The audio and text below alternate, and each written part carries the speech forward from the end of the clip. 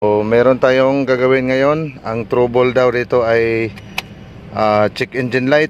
Nakailaw kapag pinandar.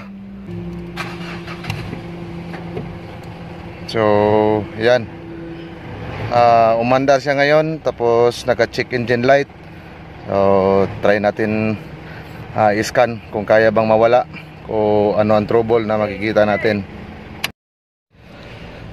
So ngayon mga idol, ayan, naka-on yung susi. Ayan, off natin uli.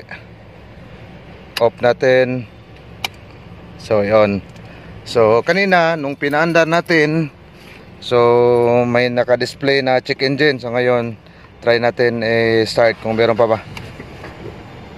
So okay. Ayan, revolution natin. Okay. Very good. Wala nang check engine. So success yung pag-i-scan.